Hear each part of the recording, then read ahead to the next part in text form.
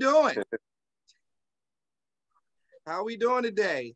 All right, so welcome. We about to learn a little bit about military life with Mr. James, which is fine. We know we're gonna get everything straight. I'm gonna have Mr. Kenny go ahead and start us off with the first video to get you a little taste of what it happens when you first join the military. So go ahead, Mr. Kenny. Create photographs. If any photo you possess on your phone is less than a bathing suit, you will not have it. You will delete them all. Recruits get rid of contraband in an amnesty room, where they dispose of it by throwing it down a metal chute. Is anybody confused on what you can and cannot have? The next morning, the recruits report to the barber shop, where one barber has worked at Fort Benning for almost 60 years. I've been here ever since 1963. That's a long time. Let you know that dude cut my hair too. A long time ago. But I wake up in the morning now. I'm serious. That dude was the one who cut my hair. Recruits are issued uniforms. They receive a series of immunizations and vaccines and get their official photo taken, along with myriad housekeeping details that fill up their 1 to 2 week stay in processing. Hey, sit up straight. That is until processing ends and the time for training finally arrives. Let's go. Grab your bags and go. We found a company of recruits about to begin training in the armor school. Those are bridle. These recruits are about to be picked up and taken to their barracks, where they'll reside for the rest of their training. Let's go. You guys are going to the front bus. Go. This is the last chance for recruits to change their minds before training begins, like one recruit who decided to stay behind. This short bus ride from processing to their new barracks will be the most peaceful moments these recruits will experience for a while. What happens next is known as the shark attack.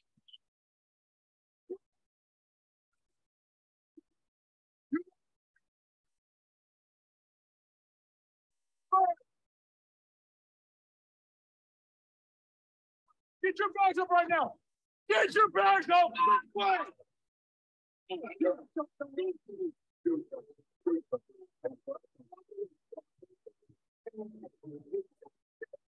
Well, it's really just a little shock to the system, so we can break them down to build them back up.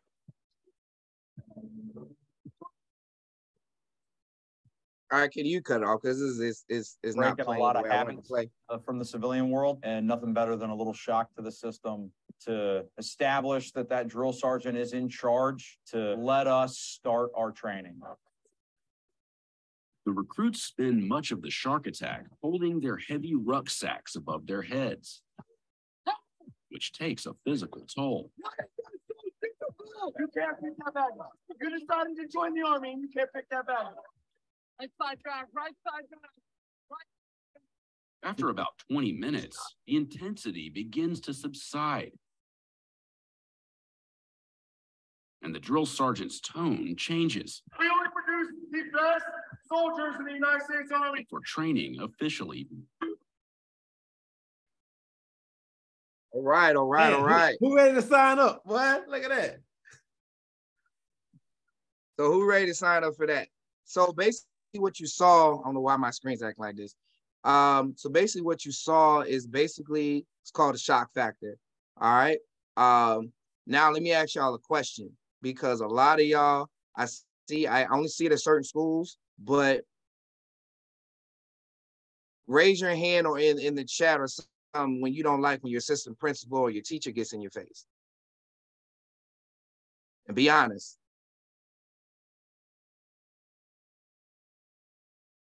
Should be a lot of y'all. Don't like your teachers in your face. Don't like assistant principals. You don't like nobody in your face. That's what happens in basic training from 9 to 10 weeks long. You constantly have somebody in your face. Your freedom is gone for the beginning parts, all right? Now, you go in and what's called as a private to a PV2 as a private first class. That's how you enter So this is your choice if you choose not to go to college. If you choose to go to the military to think you can help support your family and everything else, go ahead and Kenny, you can put up the first one up. What happens there is that you join this part and you basically go through a culture shock. Sorry. I was so concentrating on the videos, you know. Now that's fine. It's tripping. But you go through a culture shock, and this is when you're leaving home for the first time. And when you leave home for the first time, all right, as we go through the slide, you know, like I said, I'm not gonna try to make the boring slideshows too long. But I just want to give y'all a snippet of what happens. When you sign up with these recruiters that come to y'all every day, they come in y'all face every other day, try to sell you a dream. All right. Now, first and foremost, there's nothing wrong with that dream. I know a lot of great NCOs that came from the enlisted corps, great sergeant majors that built great careers, right? But in the highlight, what I'm going to put up here of the slideshow, wait for it to come on, is that I'm gonna compare you going straight into the military life right after high school. I'm gonna compare ROTC S&P life, and then if you commission as an officer when you leave. All right. So in the beginning stages. Is it not showing on y'all? It's not showing? Now it is. Now Okay. it is. So one thing I want you to notice, training is from 9 to 10 weeks long. All right. Like I said, you start off from an E1 to an E3. You start off yearly. Those are annual salaries. It's $21,000 to $27,000 a year. The average civilian of a normal civilian, the average salary of a civilian out of high school is $30,000. So you're already starting lower than any other. So I want to know, does anybody think they can really help their family with that? All right. Because what we're going to start talking about is investment in your life. All right. Investment in the purpose on why you joined our program. Because joining a program to go to college is basically the #1 priority. To graduate is definitely a priority. But we're going to show you some different options today. So as you can see, the one thing I will tell you is that you will get 100% medically covered. But that's only you. Now, as I said, it's only you until you finish what's called AIT, which is your training, which a lot of y'all, you say you don't want to keep going to school after high school, but if you want to join the military, guess what you're going to do? You're going to go back to school.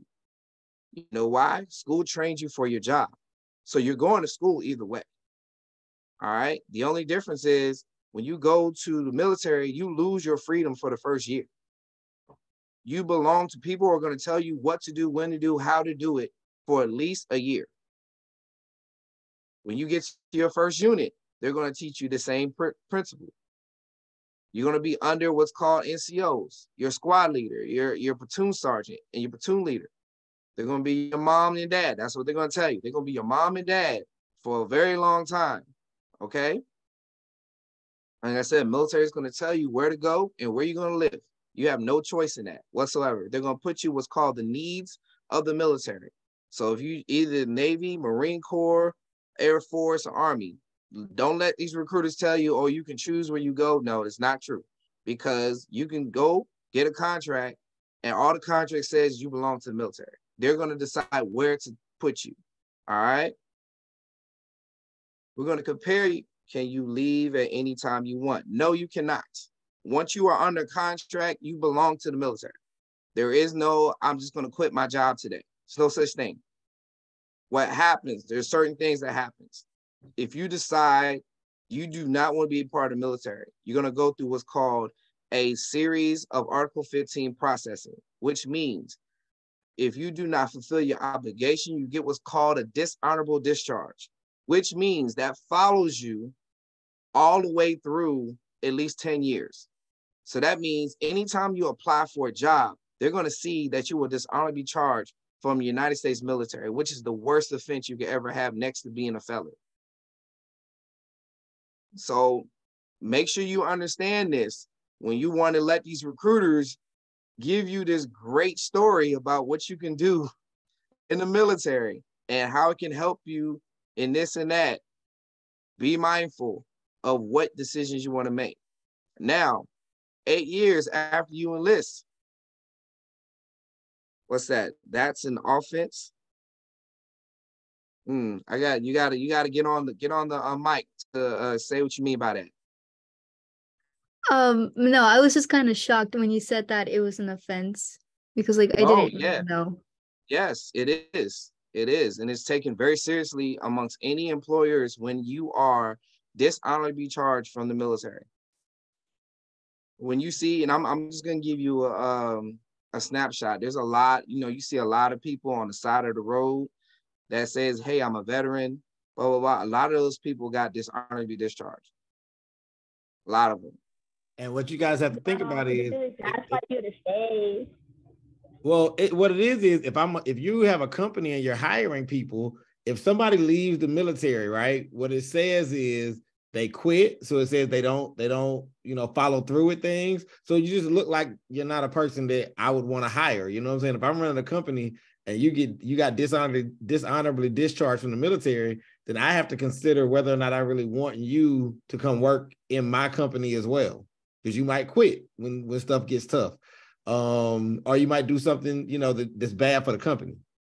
Now, Prince, I'm gonna get to you right quick. The biggest thing I want to say, what Ms. Kenny just said. Now, in the Army, or not in the Army, just in the military, it is a big commitment. They're not just gonna let you go. They're gonna keep telling you what to do. If you do not follow, that means you can't follow orders, which means you can't follow instruction. When they build this packet, by the time they kick you out the military, you're basically a borderline felon. Because when you don't listen, this is the same thing. When you don't listen to your parents, you don't get in much trouble as you think you do. But in the military, if you don't listen to your parents, i.e. your platoon sergeant, your commander, commanding chief, all that stuff, you get your money taken away from you. You can face jail time, and you can get kicked out with dishonorable discharge. It's a lot. So you got to understand, joining the military is a big step, especially if you're going straight in from high school. So as I move on, okay, Prince, what's your question? So my question was, so with you being under that person's control for that 1 year, you can't see no family, no friends, no communication with them? All right, so what happens, and you'll see in another video, but if it plays right. So no, we're not saying you're disconnected from your family. You're able to write your family letters while you're in training. This is why you're in training. All right. While you're in training, you're allowed to write your letters to your family, at least for an hour a day. They let y'all get on the phone for about 10 to 15 minutes per line, just to say, hey, you're doing well. You get some phone time, but not long. All right. And but because your main focus is to become a trained soldier, a trained seaman, a trained airman, a trained Marine, which means if you was to go overseas in a war type environment, you have to be ready at all costs. Okay? So, question.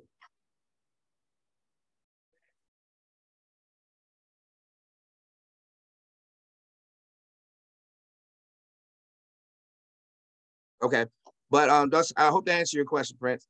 All right, so as we move on, all right, so we're going to compare this. What I'm going to do in comparison is going to be an 8-year comparison. All right, as you see, no, go back one. In comparison, 8 years after you enlist, you can make a rank up only up to staff sergeant, and that's depending how you serve. If you're one of those, and I tell Griffin kids a lot when I ask them about their grades, how passing. What's passing? If you're doing a bare minimum, you won't get promoted. The only thing you'll get promoted to is a specialist. To get promoted to an NCO, you have to study, you have to know information, you have to pass an exam, you have to pass PT tests, you have to do a lot in order to get that E5 rank. That's called an NCO Corps. Or if not, you'll stay as a specialist and probably get kicked out if you do not advance. Like I said, there's a lot of things go against you. I have a question. Yes, go ahead. So my sergeant, he said, like in ROTC, like if you do ROTC for like 9th through 12th grade, you will be an E4 when you go to the military. Is that true? You will be an E3. E4 is the beginning of going to be in what's called OCS. Oh, okay. You'll be an E3. And you'll get promoted to E4 quickly after you finish training. That makes sense? Yeah. Yeah, but you'll start off as an E3. Only ones that start as an E4 are those who are about to go into OCS training, which is Officer Candidate School. That means you already have some college behind you when you go to basic training. All right. And all right, Mr. Kenny, you can try to play the next video before we move on to the next subject.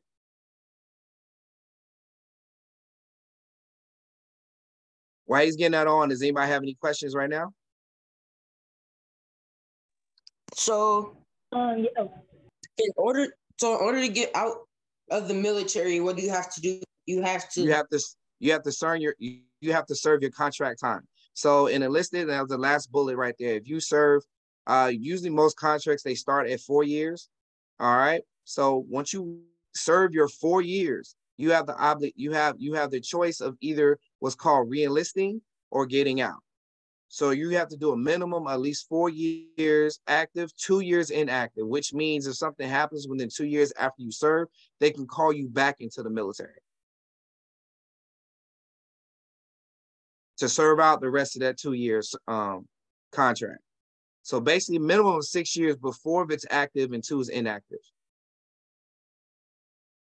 So, okay. So when you get out of high school ROTC, I know there's college ROTC. So if you finish like your 4-year like college ROTC, when you get out, what rank does that put you in? We'll get to that after this video, okay? Go ahead, Mr. Kenny. We're gonna play this video.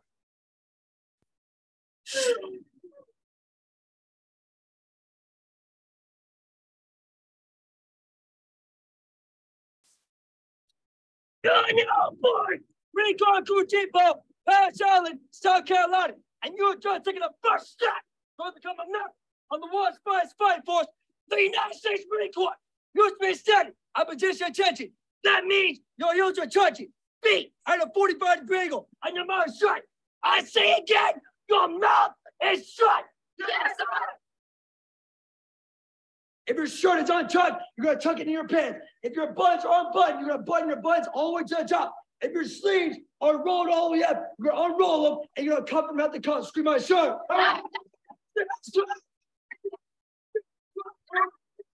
We need to break them down, and the best way to do it is really just attack them mentally, really coming at them from all different angles. You see a bunch of us running around them, a bunch of us screaming at them, and it's really just to create this chaos, this kind of fog of war. We need to see who's going to make it these next 13 weeks. All the kids you see coming through here these couple nights, they're not all going to be here in 13 weeks. Right, stand at your platoon number on the bottom. Envelope right now. Scream, I saw. We need to break down these individualities that they come with of self and me and I. We need to break them down to basically nothing so we can build them back up, not as one, but as one team, one element to join our Marine Corps. It's not my Marine Corps, it's not his Marine Corps, it's our Marine Corps. It should be higher, guys. Scream out now.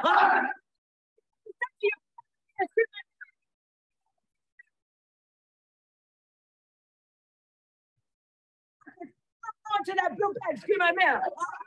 It's that fog of war effect that we want to create with them, of just so much going on around them to see how they're going to function underneath that stress. Some of them have lived some lives where they've had no stress. You know, they kind of come from that background where everything be given to them, everything's kind of thought out for them, everything's planned out for them.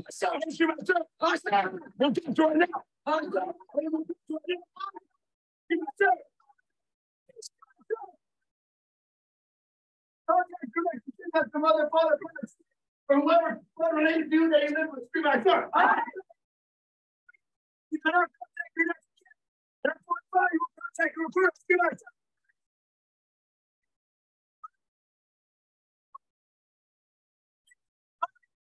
Got that front hatch of that phone.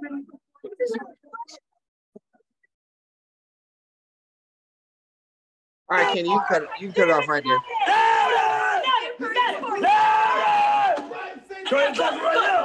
You said stop it? Yeah, go ahead and stop. All right, so just seeing, that's how you enter the military as an enlisted person.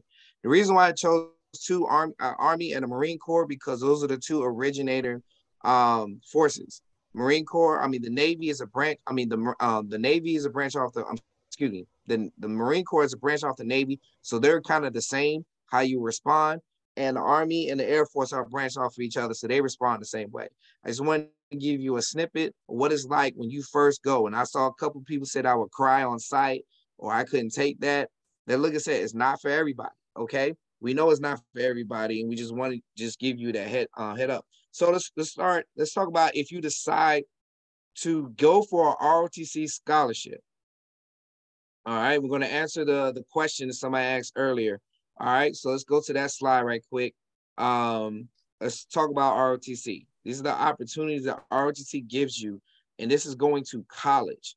So instead of you deciding to go there and be what's called a grunt, or be what's called a boot, or be basically, you know, at the lowest totem pole, the Army or the Navy or the Marine Corps or the Air Force, we're going to talk about putting you in college. All right, that is the #1 goal anyway. You being a part of CTC, your objective is to go to college. Now, if you want to do the military and so this is what can happen.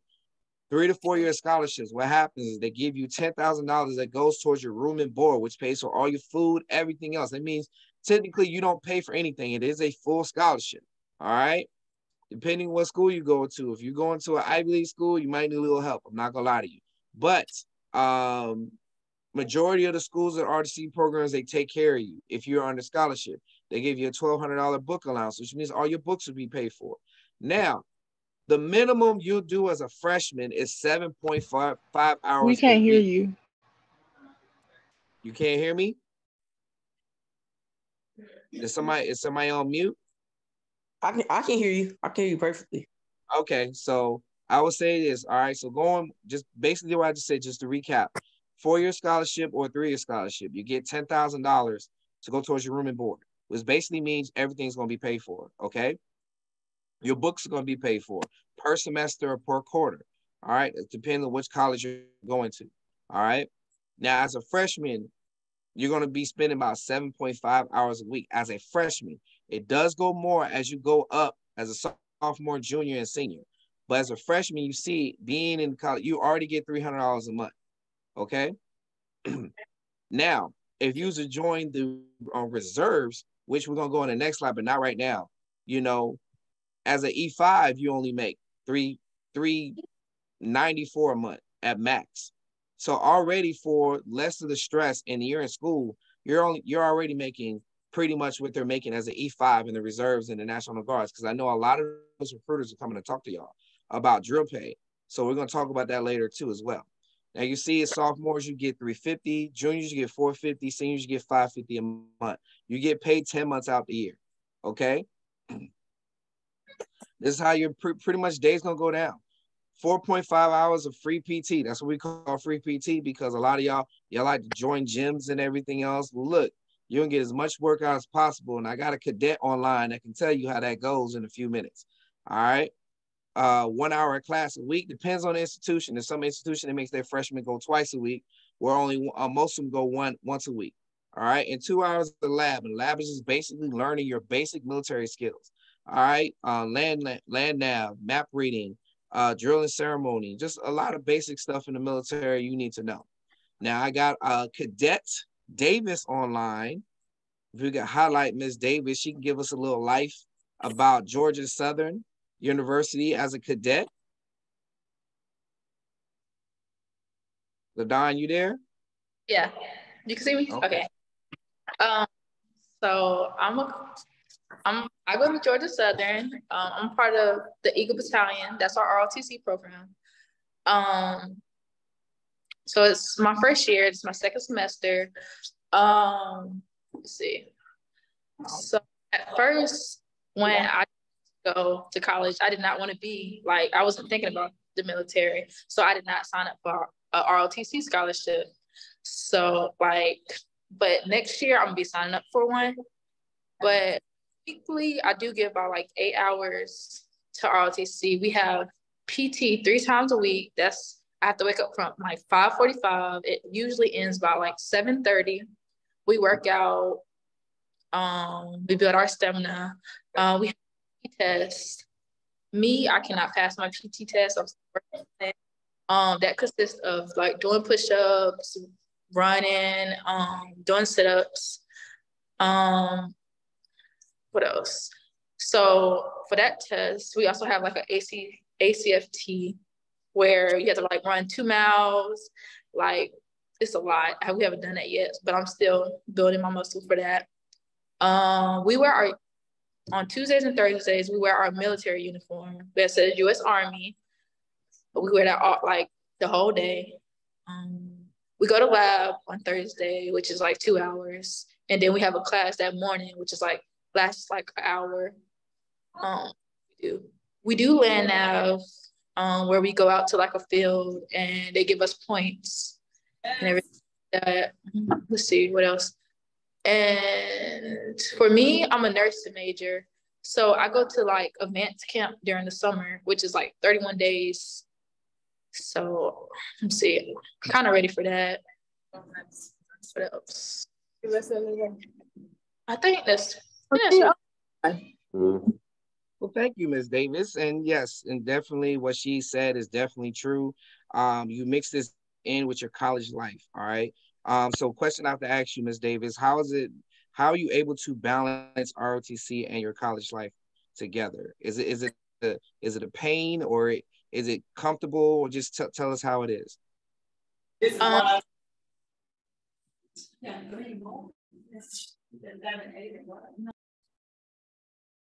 You're good, LaDon. LaDon, you're on mute. I'm sorry. I did that. I think I muted you when I was trying to mute Dion. I'm sorry. Oh, okay, my bad. So my ROTC, it kind of like plays a role like throughout my day. Let's see. And like the ROTC program, like a big family. So I'm struggling with something, they help me, like with my work and everything. Like I have like correlates with like my ROTC class and relate into that. Sometimes it can weigh my day because I have to eat because I have to eat early, and I stood there. That means I have like a day. Like sometimes I end up sleeping in classes. That's something I'm working on, but it's just really you have to balance it and everything like that. Like you got to be determined. Would you say in the video you saw the stresses they went through just in the beginning days? Do you have stressful days like that in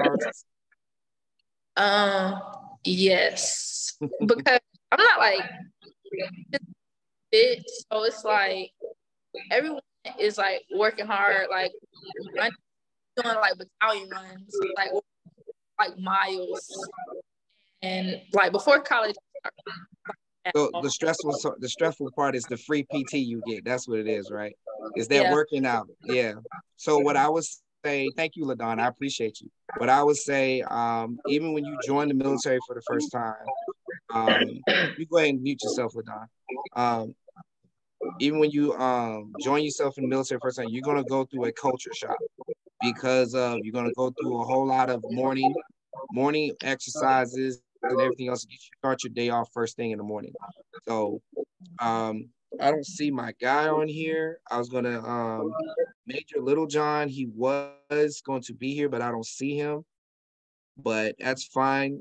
He was a scholarship cadet, has turned into, all right, to answer your question, you do turn into a second lieutenant when you complete your training, when you complete ROTC and you graduate with a degree. Keyword what I just said, you have to have a degree to be an officer. There's no substitution. You cannot be an officer without a degree, a bachelor's degree, not an associate's, anything else. You have to have at least a bachelor's degree. So to answer your question, young lady, earlier, yes, once you finish senior ROTC, which is in college, and you'll commission as a United States officer in either the Navy or the Air Force or the Marine Corps or the Army as a second lieutenant. Okay. All right, so let's talk about that life as a second lieutenant. Well, no, let's go to the other option that LaDon could have done. Let's go to the next slide, Mr. Kenny. We can talk about the life as a non-scholarship ROTC, which I did. I was a non-scholarship ROTC cadet. I did what's called the SMP program, simultaneously membership program. All right, what that is, I was in the National Guard. All right, I joined the Virginia National Guard, so my mom didn't have to pay for school. National Guard was offering 100% tuition. That was the only thing I cared about, was the tuition to be paid for. All right, now we're going to compare both of them. To be in a membership program, you have to join the Army Reserve or the National Guard. All right, and even when you do, you have to find a unit that actually has a slot for it. So this is a slim chance you can get this contract, but it is possible. Okay. This is the only way you can hold two contracts in the military as well. When you join the military, you join as enlisted, but when you do ROTC while you're in college, what that allows, those two contracts allow you to be what's called non-deployable. All right. Now I want y'all to understand what I mean, what non-deployable means. And deployable means if you join the Army Reserve, because I know the recruiters are coming to y'all, they say, hey, we'll give you this much money for college, right? They can give you that much money for college. And yes, your college can be paid for. As you can see, reserves can give you up to $20K in bonus money. They also give you up to 75% in tuition as well. And I'm gonna go down this line of how this works. But in the same time, the key word is deployable and non-deployable. Deployable means at any given time, if a war hits or your unit gets deployed to anywhere, you have to leave school. You can't stay in school. You have to leave. And when your command calls you and being in the bottom pit between a private and a specialist, and they say you got to go, where do you think you're going? You're going to wherever they tell you they're going. This is if you're not contracted with ROTC while you're in the Army, the Reserve, or the National Guard. So if you're going to go the route of just going to the Reserve and National Guard, make sure you find an ROTC unit that will help you get what's called an SMP contract. Okay, you'll be contracted. And as I was saying earlier, you get paid E5 pay, which is $91 for one drill pay, which is 8 hours a day. All right. Now, if you do a full drill for the weekend, you get the ROTC program here. College promotes everyone to join the National Guard. You know what? And I believe you, LaDon, because the National Guard gives you a better option of getting your school paid for. Okay. What happened to the screen? I don't know. Somebody playing. Wow. Okay. All right. So what you get up to $364 for a full drill weekend. You only go to drill once a month. All right. So the only thing you can make, joining the reserves, the max, that's an E5. We're not talking about an E1, E2, E3, which you're going to make less than that. Okay. So you're really not making any money while you go to college being in the reserves or National Guard. Okay. Unless you join the SMP program. All right. Now, you get the GI Bill. Now, that is something that is offered through the Reserve and National Guard. Now, the GI Bill only gets to you if you finish what's called AIT. If you don't finish that school, and say if you do what's called a split out, if you go to basic training for one summer and you go to school for a whole year and then come back the next summer, you just wasted that whole year because you can't get no GI Bill until you finish school. You have to finish school to get your benefits. Okay. So, like I say, you serve once a month and you go to ROTC. Like I say, you must complete AIT for benefits. So overall, you can make $3,300 a month for being an SMP cadet. Now, that's way more than what I made as an SMP cadet. I made up to $1,700 a month. So they basically almost doubled what they make now. But you have to be a full-time college student to make that money. Okay, any questions about this?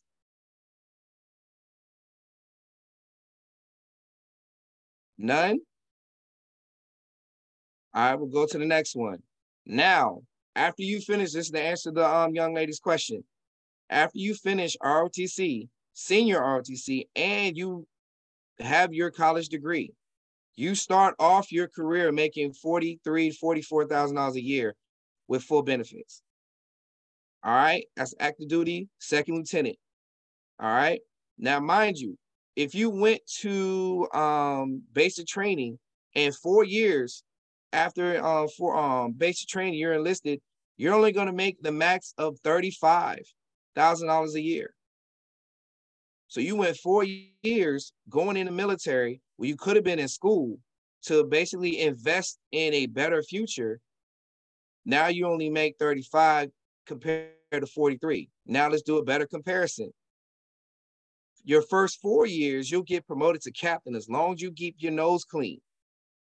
Those are automatic promotions from second lieutenant to first lieutenant to captain, or in the Navy, it's other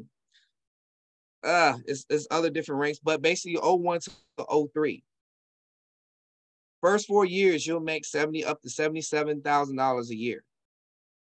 A lot of people don't make that type of money with the first 4 years that they getting out of college. All right. And now, mind you, this is the same time frame as 8 years of being enlisted, which the highest you can get is a staff sergeant within 8 years, and you'll only be making $48,500 a year. Now, I don't know if anybody's good with math, but it seems like you're making a little bit more money by doing the investment of going in college and graduating from college and getting your degree.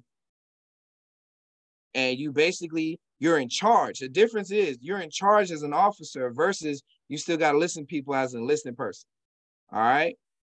And the difference between the time served, officers, you have 4 years to serve. You can choose to leave if you want to after 4 years. There's no contract. Your call was called indefinite. Once you decide to stay in after that 4 years, you're indefinite until they put you out. And when they put you out, it'll be honorable this time because they're just going to wait until you don't make it to the next rank. Okay. And a great thing is when you come out as an officer, you'll get a lot of offers coming out of the military for high positions in the civilian world. Okay. So that's my little snippet. I'm up for Q&A right now. So all the questions you have, go ahead and shoot them.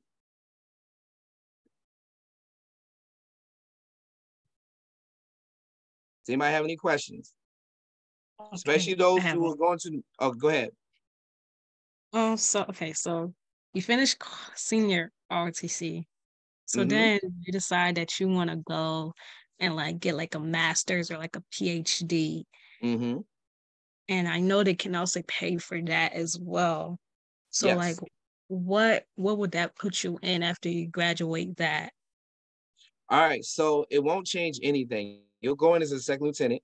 Now, to order to go get them to pay for your master's, you have to be in what's called a qualified degree program.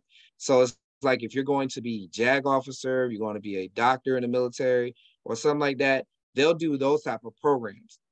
Any other program, once you finish ROTC and you commission, you're basically on your own because you're getting paid officer money and they expect you to act as an officer and basically you get your master's on your own.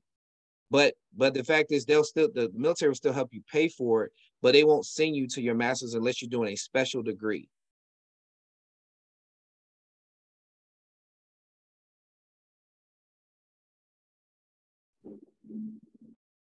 That's what's up. Mr. James been dropping a lot of information in here. I know y'all got some more questions just because, listen, I'm over here. That video scared me to death. I ain't never wanted to go to the military, but after that, I know now I definitely ain't going. I know, look, a lot of y'all said, I know some of y'all names in here. I'm looking at the names now that said you wanted to do the military, you had questions. I'm just waiting for the questions to be answered, to be asked.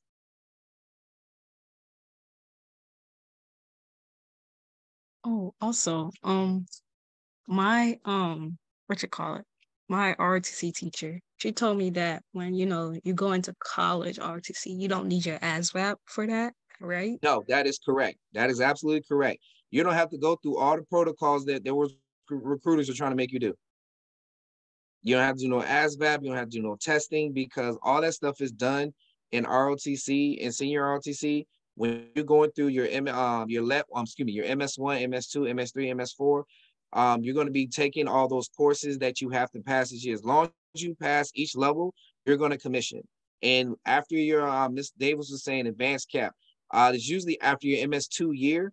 And when you're finish your MS2 year, they're going to send you to advanced camp. Excuse me, I'm sorry, after your MS3 year. The MS3 year, because when you go that, you're going to get ranked. And when you get ranked, that's when you choose what your job is going to be. So nothing, like basically the ROTC program, senior ROTC is a smoother way of joining the military. It's a smoother way, and it's transparent. It just basically takes you year by year. And that way you can still have a life in college. You can still go and have fun. You can still join social groups. I'm just a living testimony of it. That's when I was at Virginia State, I pledged 2 fraternities. I was in a dance organization. I still worked. I still did a lot of my civilian life while I was in ROTC. Like I said, ROTC doesn't take up that much of your time. It just basically, you just have to be there when the time is right. Make sure you're there for PT. Make sure you're there for class. Make sure you're there for lab. It's just like going to any other class. Any other questions? Any more? I know there's more out there.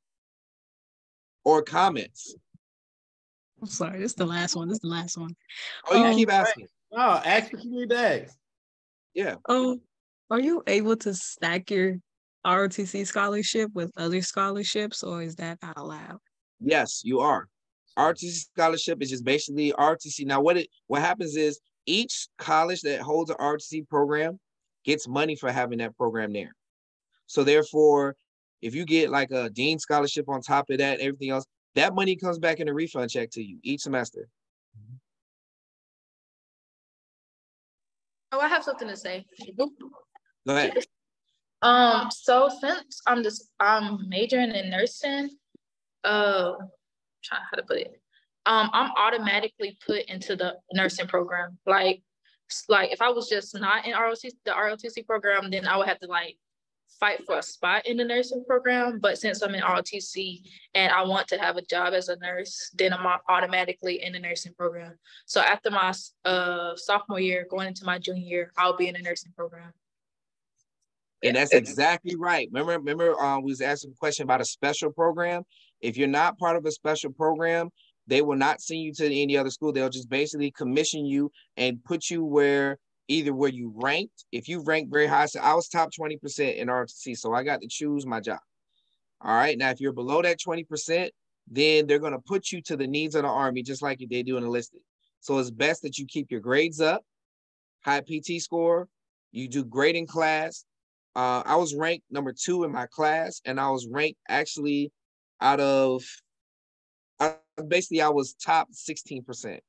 So you have to compete to get what you want. So those special programs can definitely be allotted to you. And LaDonna is right. She's going to be a nurse. So therefore, they're definitely sending her to more schooling right after she finishes college. So does that only work for Army, or is that every military branch? That's all military components. All military components.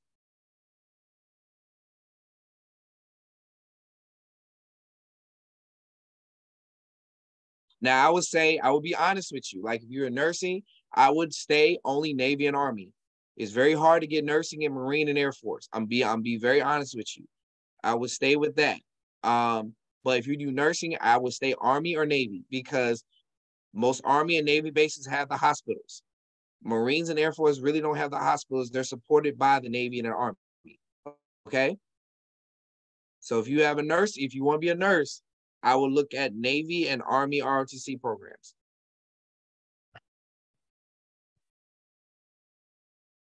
Ms. Barkley, I know you got a question. We've been talking about this for a while. You sit there just quiet.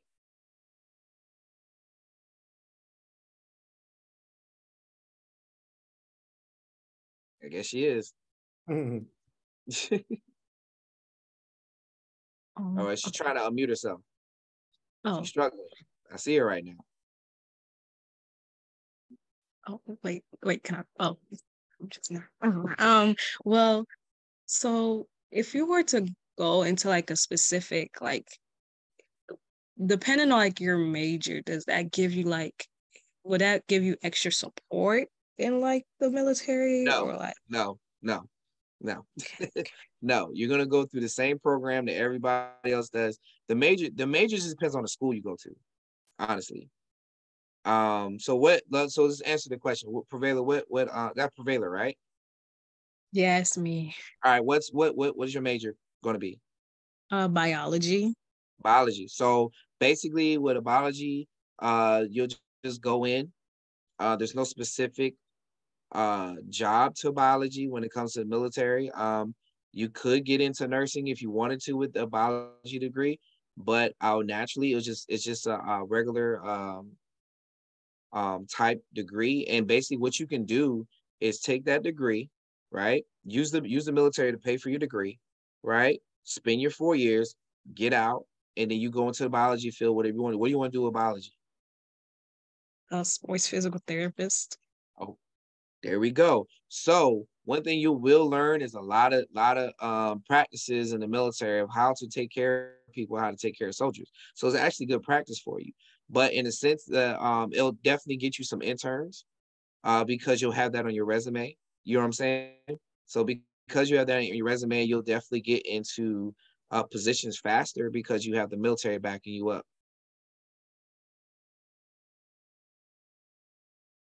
Good stuff. Good stuff. Hey guys, I just put the evaluation for tonight in the chat. I will put it in there again before we close, but I just want to make sure I put it to tell y'all that it is in there. We'll also add it to like the group meetings and stuff later, but I just wanted to make sure I let y'all know. I do gotta ask, is there any SSS students on here from Alcorn? I'm not sure. Nope. I think I recognize both of these names. Yeah, so then I don't need to put their evaluation on there either if they're not on here. And I'll let what's the name know that none of his students showed up. Oh, somebody said Price's Prince. Price's Prince said me. I guess they talking to you. Price's Prince? You go to Alcorn? Oh, never mind. They playing. Oh Lord. All right. This is your time to ask questions. I'm free. I'm an open book. Allow me to interject. For anyone. Q, you went out. Myself. There is a section for you on the evaluation to where and you can kind of put your program next to your name if your counselor is giving you credit for it.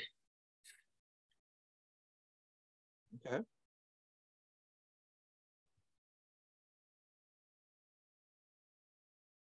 All right. Well, Mr. James, I do have a quick question. Go ahead. I just wanted you to reiterate the part about the GI Bill. Yeah. You said once you finish your classes, you get your degree, then you apply to the GI Bill? Could you? No. Okay. What I mean is, all right, so there's two forms of training when you first go into Army Reserve, active duty, or National Guard. You have what's called your basic training or boot camp, which is Air Force. And once you finish that is your first half of training. Your second training is called your AIT or your schooling training. So me, I was a cargo specialist. So I had to go to Fort Eustis to go to what's called AIT, which is basically intellectual training. After intellectual training, and when you finish that means you are a complete soldier now. Complete soldier means you finish basic training and you finish your schooling of your specific job. So if I got deployed right after I finished AIT, I would be a cargo specialist, which means I would have loaded in the civilian words, I would have been a UPS worker. So basically I would have loaded, unloaded machinery, using cranes, forklifts, everything else. I would have went overseas, but I would have been trained in it. So you have to be trained in your job. Once you are sufficient within training, you turn that training into what's called your unit administrator. Once you turn a unit administrator, that means your benefits start to kick in which when you apply to go to school, the third party will shoot it to that school you're going to, and you'll receive a GI Bill.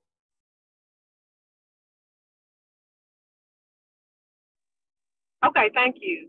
Thank you. No problem. Makes sense. Mm-hmm. And look, and if any students at Clayton State, not Clayton, but Clark Atlanta, they can join the military while they're in school, and even join ROTC, and that'll be the same thing. I'll tell them the same thing. It's just a matter of just finish training.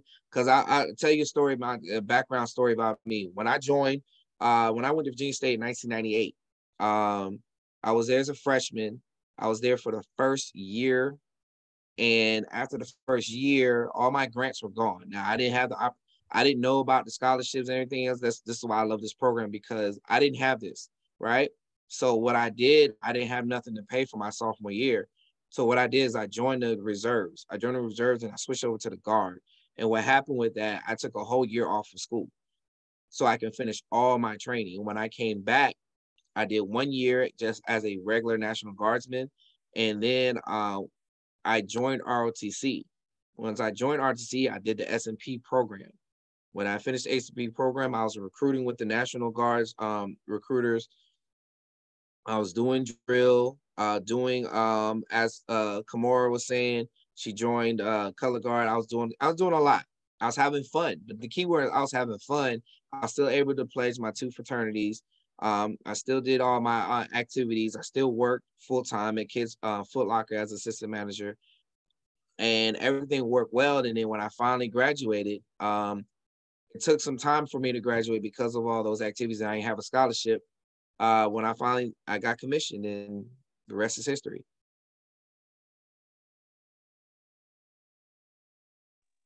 Do you feel like it was a good idea for you to like take time off so that you could finish basic training, or did you feel like you should have done school with it?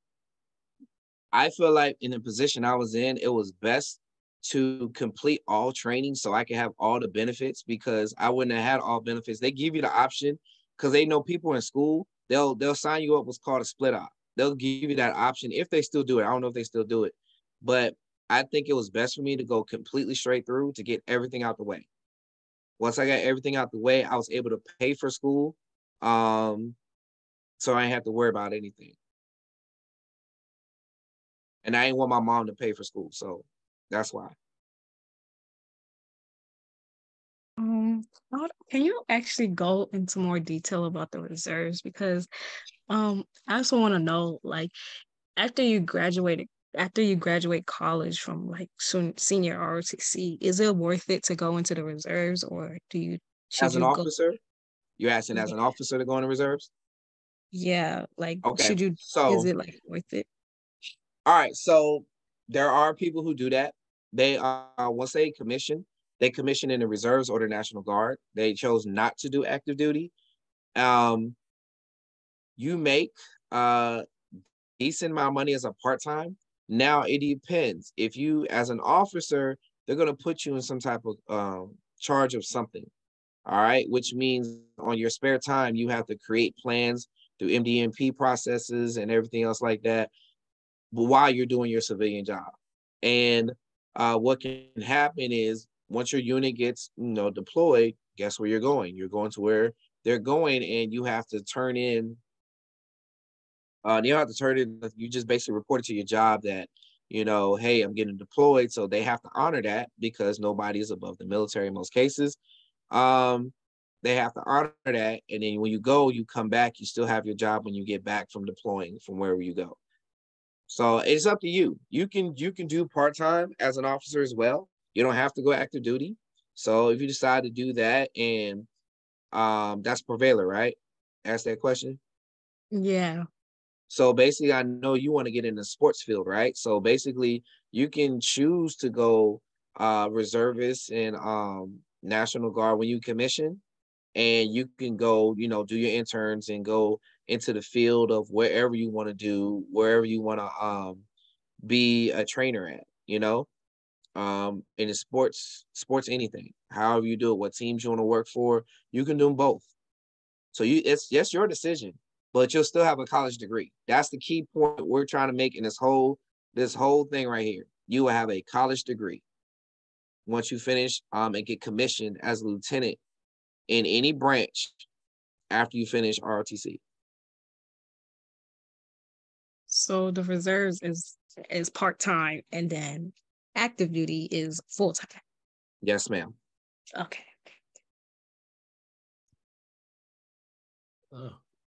Anybody else got any questions? I want to say, I'm sorry. You're good. But the question I was going to ask was, do you have to go through all of that, even like if you're trying to be something as far as a cook in the military? Yes, you do.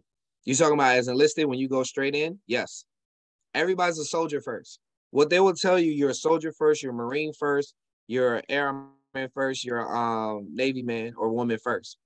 You're military first, your job comes second. So basically, it's like in type of war, you're supposed to fight first, then your job comes second. So even you become a cook, and my mom was a cook in the Marine Corps. She served 21 years as a cook in the Marine Corps. She got as a gunnery sergeant, E7. And yeah. You're a Marine or a soldier first. So you have to go through all that training all the time first. Your job just basically is what your job you do on a daily basis. But if anything else from training, you're still a soldier or Marine first.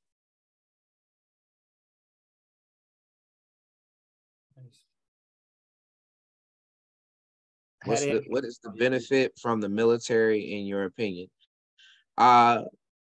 Organization skills, you'll learn a lot, you learn discipline.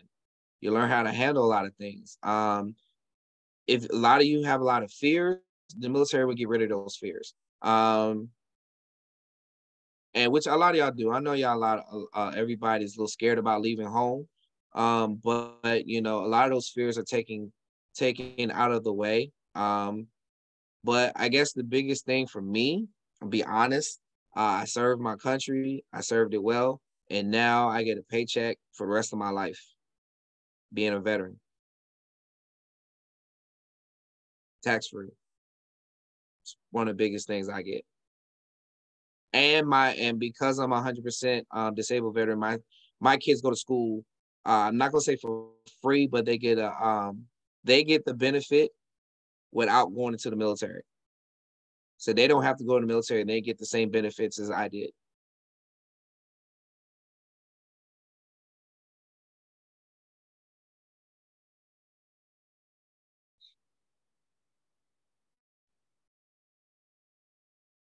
We got a couple more questions. The great question, Kenny.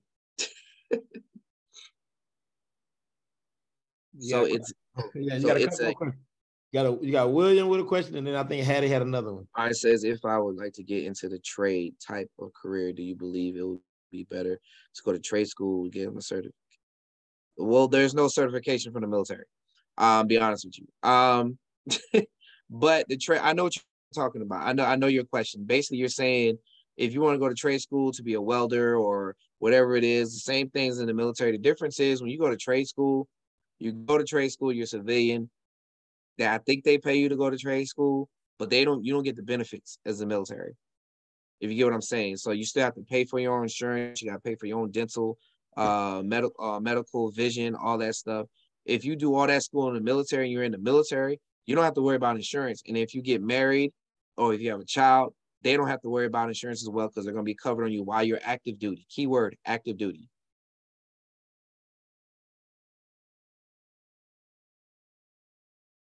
I served 14 years. Let's say, so it's a benefit for everyone. Yes, it is. And yes, thank you. Thank you. Kenny made a great point. He was like, why do we have Mr. Terrence on here? He could have told the enlisted side. Yeah. That's what's up. All right, y'all seem to be slowing down. If y'all don't have any more questions, man, make sure y'all do this evaluation. Everybody thank Mr. James, though, man, for real, because Mr. James just gave y'all so much information, and I greatly appreciate it because, you know, obviously y'all know he is our expert in all things around this topic. So make sure y'all give Mr. James some love because, you know, that's what the program is about. It's about exposure. It's about making sure y'all have all of the best information possible to make the most informed decisions possible, right? We don't necessarily want to tell y'all what to do because y'all lives are y'all lives, but we don't want y'all to make uninformed decisions about anything.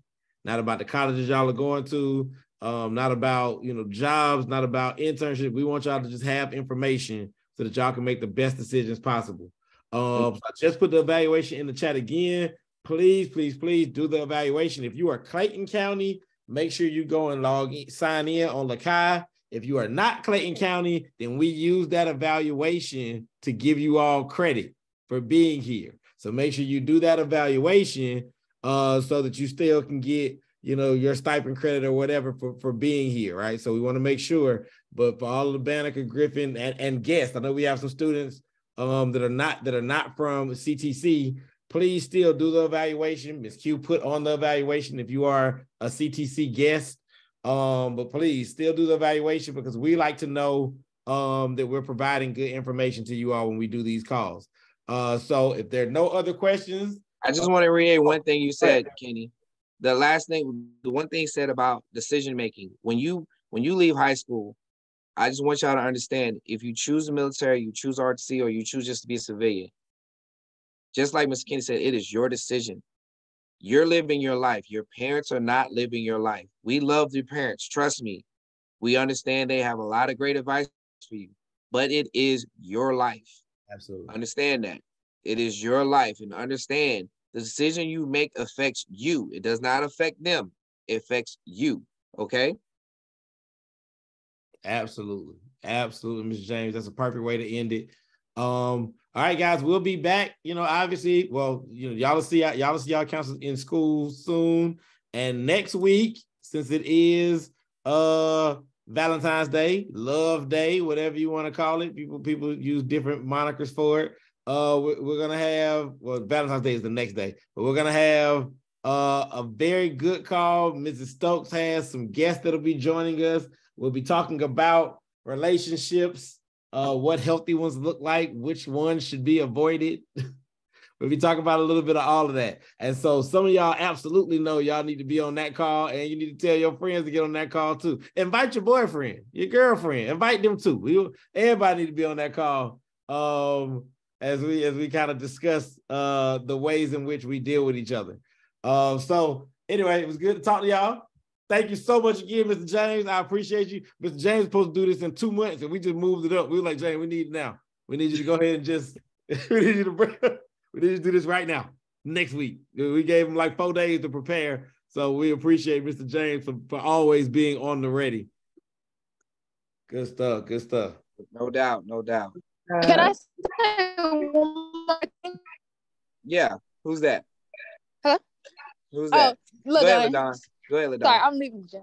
But this is for the seniors and juniors. I want to say, do the scholarship, because I wish I would have listened to Mr. James and Ms. Leggett, because coming into college, I had to, pay money out of myself and end up coming in like debt.